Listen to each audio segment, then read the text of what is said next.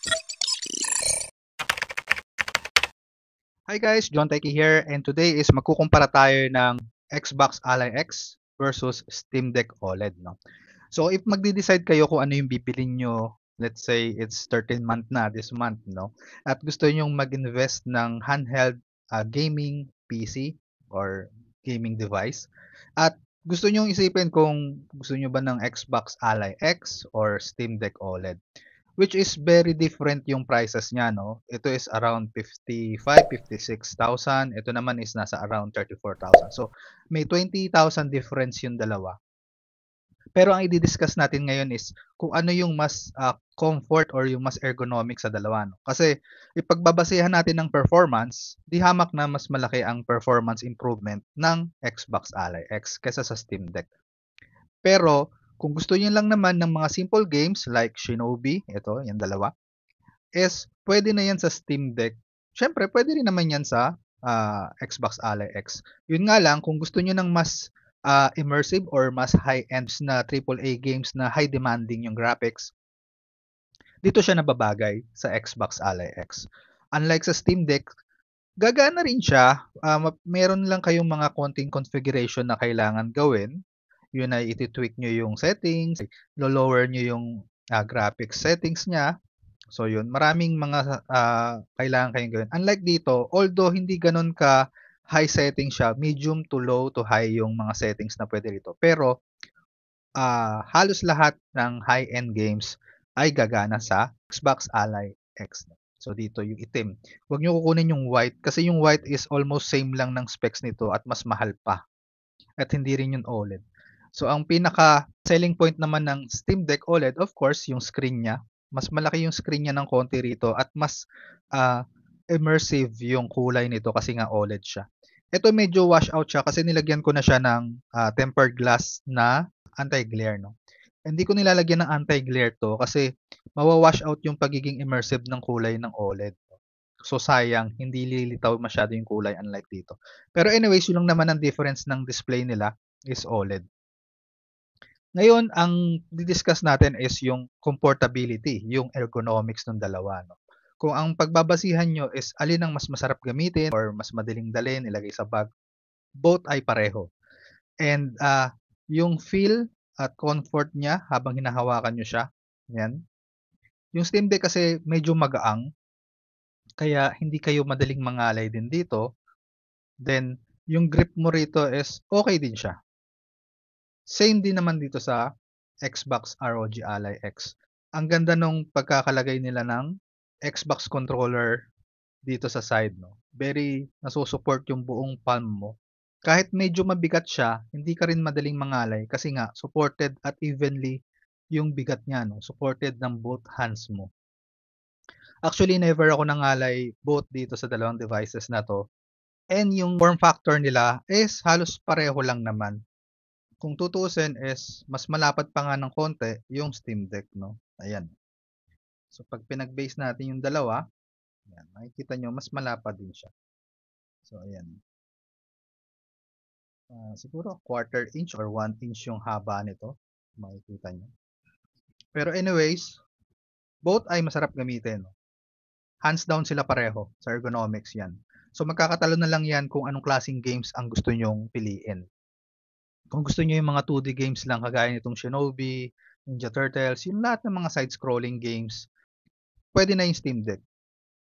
So ayan yung Shinobi natin, no? Kita niyo yung kulay niya, very vagrant yung kulay, no? Ayan, maganda. So dito naman sa kabila, ayan. Although wash out siya nga kasi dahil naka anti-glare tayo, no? Pero mas litaw na litaw pa rin yung kulay pag nandito ka.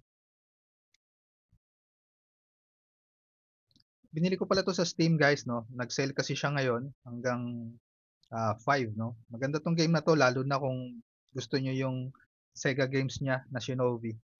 Very nostalgic siya.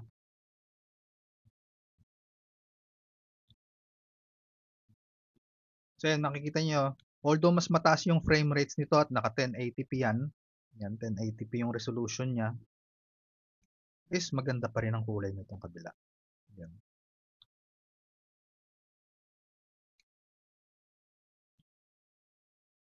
Ayan, check natin yung monitor niya, screen.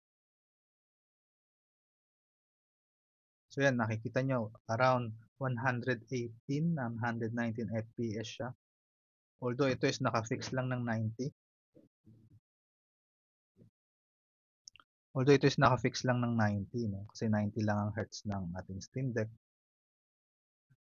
Pero dito pa lang, nakikita nyo na yung kulay niya. Napakalinaw nito.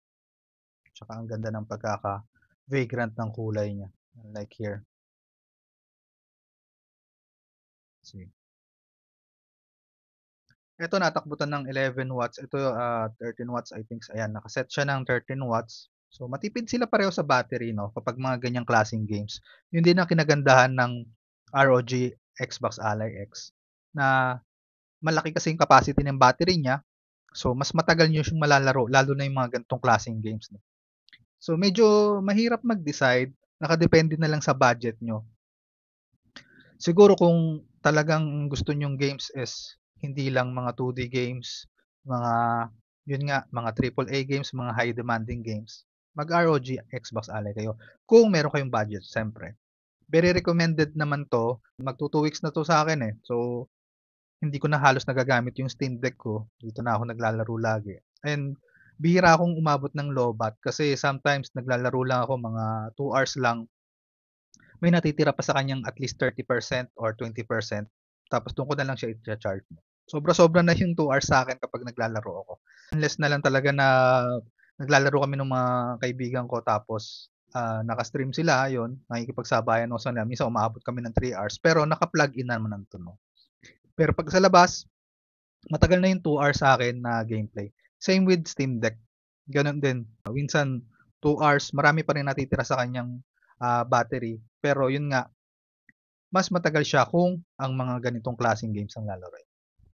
Okay, so verdict natin, no? Kung alin ba talaga ang pipiliin nyo sa dalawa, siguro ang ma-advise ko dyan is first yung budget nyo na lang. No? So kung malaki-laki naman ang budget nyo, around 50,000 plus, yeah, get a Xbox Ally na lang.